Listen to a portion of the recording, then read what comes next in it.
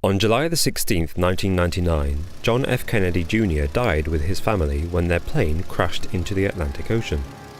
The circumstances surrounding the crash continue to raise questions. Days before his death, Kennedy was declared a frontrunner for the New York Senate seat, putting him ahead of his rival, First Lady Hillary Clinton. After his death, she was elected senator for New York. Kennedy's name was added to a list circulating the internet. The list comprises over 50 names, with no connection to each other apart from the fact that all of them died mysteriously and all of them had connections to the Clintons. In most cases, the people on the list were poised to oppose or expose the Clintons shortly before they died. The list is known as the Clinton body count, and conspiracy theorists believe it is damning evidence of an extensive cover-up of crimes committed by America's most powerful political couple. Is it possible that Bill and Hillary Clinton's rise to power was facilitated by brutally eliminating the competition? Not all the names on the list are as illustrious as JFK Jr. Many of them are former bodyguards of President Clinton who were killed in helicopter crashes or by apparent suicide. One name on the list that stands out is Mary Mahoney. In July 1997, she was closing up a Starbucks when gunmen broke in and killed all the staff, including her. No money or other goods were taken from the shop. It bore all the hallmarks of an execution. Days before her death, the headlines had been dominated by a lawsuit brought against President Clinton by Paula Jones, a former Clinton employee who charged the president with sexual harassment. Newsweek reported that a former White House staffer with the initial M was going to give evidence against Clinton. Mary Mahoney had been a White House intern for Clinton in 1991. Conspiracy filmmaker Pat Matroschiana is one of many who believe Mahoney was murdered on the orders of Bill Clinton simply to protect his public image against Paula Jones. According to them, Jones was too publicly prominent to risk an assassination. Unfortunately for conspiracy theorists, a man called Carl Cooper confessed to the killing of Mahoney as a robbery gone wrong, and Monica Lewinsky came out to speak against the president's extramarital activities. Many critics of the body count list use examples like this to dispel the notion that the Clintons have been merrily murdering their way to the top for decades. So where does this list come from? The body count list apparently started with a lawyer named Linda Thompson. In April 1993, the tragedy of the Waco siege prompted her to compile and publish an early form of the list. Just a few months later, the list would gain its most prominent and compelling entry. On July 20, 1993, Vince Foster was found dead in Fort Macy Park near Washington, D.C. He had been shot through the neck with his grandfather's pistol. Official investigations ruled that his death was a suicide. Foster was a close friend and colleague of First Lady Hillary Clinton.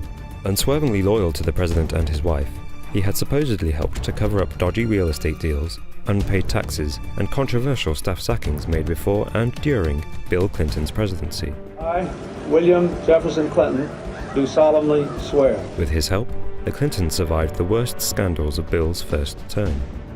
By all accounts, he was a happy, decent, and dependable man. It therefore seemed strange that such a well-rounded, successful, and valuable member of Team Clinton should commit suicide. The public outcry led to an investigation by independent counsel Ken Starr. It was heavily criticized for postponing the publication of its results for over 3 years. Eventually, Starr confirmed the police's view that Vince Foster killed himself. However, investigator Hugh Sprunt had other ideas.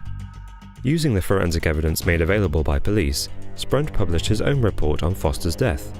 He concluded that Foster had in fact been murdered. Sprunt highlighted several unusual aspects of the case to criticize the police's conclusions. For one thing, carpet fabric was found on Foster's clothes, suggesting he had lain down on a carpeted floor in his suit. Foster's glasses were found several meters from his body, apparently blown off by the gunshot. Yet the gun's trigger guard was wrapped around his thumb, as if it had been dropped on Foster's dead hand. Sprunt used these details to suggest that Foster had been killed somewhere else, and was carried to the park by a person or persons unknown, with his glasses falling off in the process and the murder weapon being planted on him. Sprunt says the suicide story was a cover-up. There wasn't even a suicide note to explain Foster's actions. That is, until after his funeral, when torn fragments of a note were found in his briefcase. This note was held by the White House for 30 hours before it was released to the police. Its most revealing and confounding phrase is a remark in Foster's handwriting which says, The public will never believe the innocence of the Clintons and their loyal staff. To conspiracy theorists, this is a clear signal from Foster that he was ready to turn against the Clintons and expose their wrongdoings to the American public. To the Clinton supporters, it is clear evidence that Foster was too depressed by political pressures and the scandals that rocked his close friends to cope with life any longer.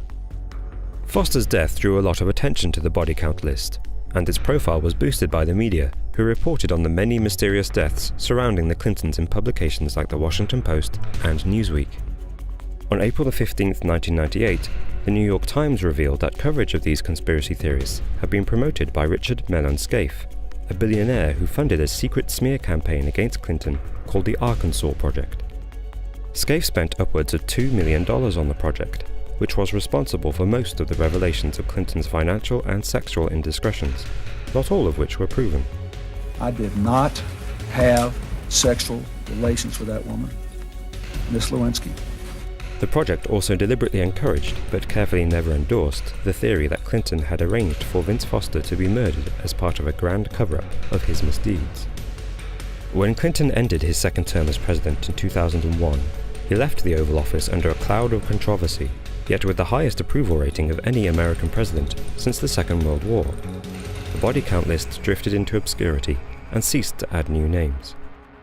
Recently, with Hillary Clinton expected to run for the presidency in 2016, the body count list has seen a surge in promotion. Some conspiracy websites, like WhatReallyHappened.com, have even started adding new names to the list. After first compiling the Clinton body count list in 1993, Linda Thompson founded the American Justice Federation, a pro-gun and pro-constitution activist group. She died in 2009 from an overdose of medication. She left the Clinton body count list to be shaped and distributed freely by anyone who believed in it, chiefly on the internet. In that way, the list may be the USA's first crowd-researched criminal investigation in history. Alternatively, it may be a falsified document used as political propaganda by right-wing enemies of a popular president. Whatever it is, you can rest assured that as 2016 approaches, we'll see a lot more of the Clinton body count. Thanks for watching. What did you think of that? Let us know in the comments below. If you enjoyed this video, be sure to like and share. We'll see you next time. Don't forget to subscribe. Bye-bye. Bye.